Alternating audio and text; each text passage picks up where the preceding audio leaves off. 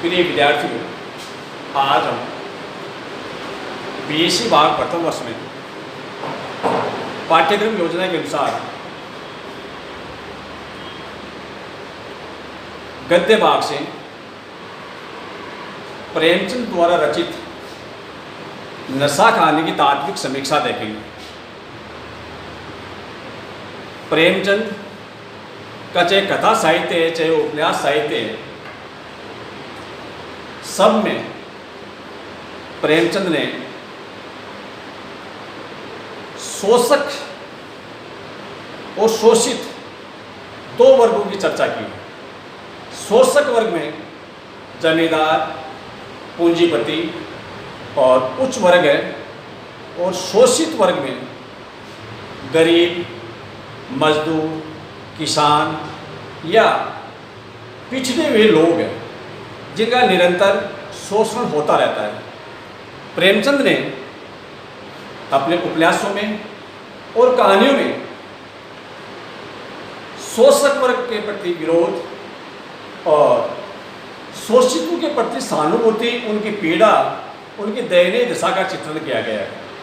आज हम जिस एक कहानी की समीक्षा कर रहे हैं, नशा कहानी की, उस कहानी में भी दो पात्र हैं।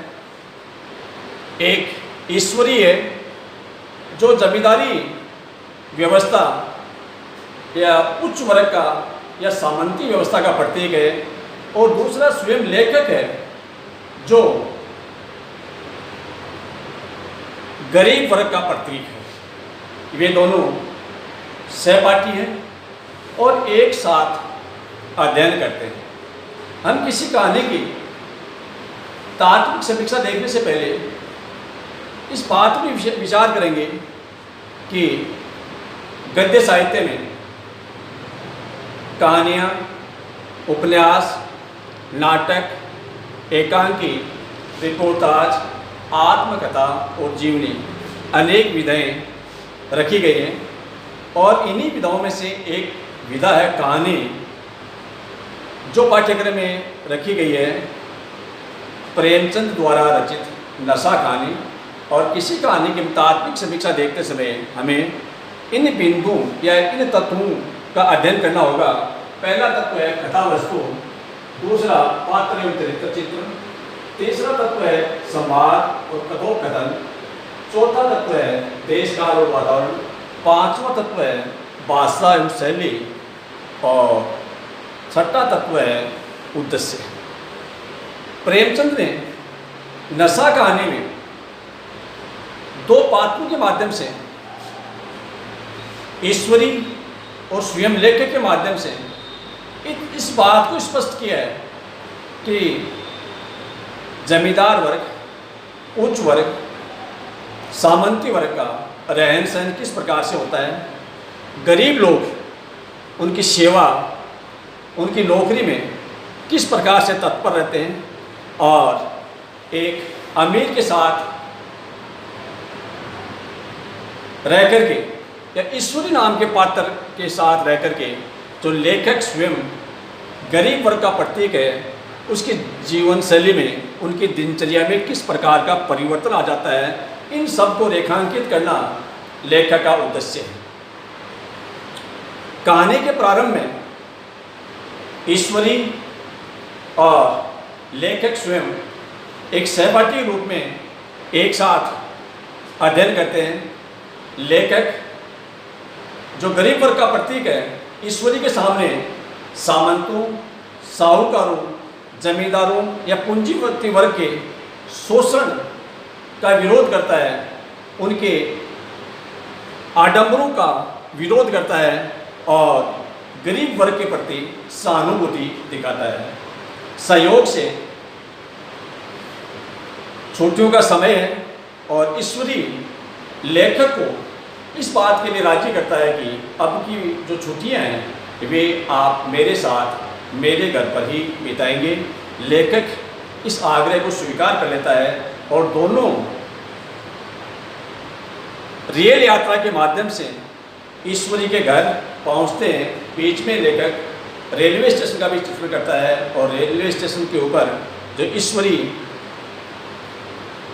जमींदार वर्ग से जुड़ा हुआ है, उनकी किस प्रकार से खातिरदारी की जाती है, सेवा की जाती है, लोग उन्हें लेने के लिए आते हैं, किस प्रकार से आवभगत की जाती है, किस प्रकार से एक विशेष मान सम्मान दिया जाता है, इन सब का चित्रण लेखक करता है। जो ही लेखक ईश्वरी के साथ ईश्वरी के घर पहुंचता है तो ईश्वरी अपने परिवारजनों, अपने नौकरों के सामने लेखक का परिचय एक उच्च कुलीन व्यक्ति के रूप में करता है और ये भी साबित करता है कि ये जो अपने आप में सीधे साधे दिखाई देते हैं, ये गांधीवादी दर्शन से प्रभावित हैं, गांधीवादी विचारधारा के प्रबल समर्थक हैं, प्रबल पोषक हैं। लेकिन लेखक ईश्वरी के शान शौकत और राजसी जो ठाट बाट है, उन सब में वो जब नज़दीक से देखता है तो स्वयं भी वैसा ही बन जाता है। उसी तरह से नौकरों को डांटना, फटकारना या उनसे सेवाएं लेना, या कहें कि एक रुतबे के साथ उन नौकर चाकरों के साथ व्यवहार करता है और ये साबित करता है कि वह भी किसी खानदानी रईस से कम नहीं है। लेखक अपने कहानी के शीर्षक की सार्थकता को साबित करता है कि किस प्रकार से बड़े व्यक्ति के साथ, एक सामंती व्यक्तित्व के साथ रह करके एक गरीब वर्ग का प्रत्येक व्यक्ति के ऊपर भी किस प्रकार से अमीरी का नशा चढ़ता है, वह अपने आप को अमीर मान बैठता है। और ये चीज़ यथार्थ में तब फलीभूत होती है जब साकार रूप में दिखाई देती है कि लेखक और ईश्वरी छुट्टियां बीतने के बाद जब रेलवे स्टेशन पर आते हैं और अपने गंतव्य के लिए यात्रा करते हैं तो एक गरीब व्यक्ति सामान की गठरी को लेकर के बार बार दरवाजे पर आकर खड़ा हो जाता है और न चाहते हुए वह गठरी लेखक के मुंह से स्पर्श कर जाती है। लेखक को यह बहुत बुरा लगता है और गरीब व्यक्ति के वह 2-3 तमाचे मार देता है। प्रेमचंद लेखक के माध्यम से साबित करता है, क्योंकि जिस गठरी वाले को तमाचा दिया गया वह आक्रोश जाहिर करता है कि आप इतने ही रईस थे तो आपको अलग से यात्रा करनी चाहिए थी। क्या मैं गरीब हूँ इसलिए मुझे यात्रा करने का हक नहीं है? मैं भी किराया दे करके आया हूँ। और इस तरह के उस गरीब के भाव, गरीब के आक्रोश और अन्य रेल यात्री के भाव सुन करके लेखक का जो अमीरी का नशा है वह धीरे धीरे उतरता हुआ दिखाई देता है। सार रूप में प्रेमचंद की नशा कहानी तात्विक दृष्टि से सटीक दिखाई देती है। कथा वस्तु में तारतम्य है, संवाद योजना सरल, सुपाठ्य और कथा वस्तु को गति देने वाली है। भाषा शैली में खड़ी बोली के साथ साथ उर्दू, अरबी और फारसी की शब्दावली का अधिक देखने को मिलता है।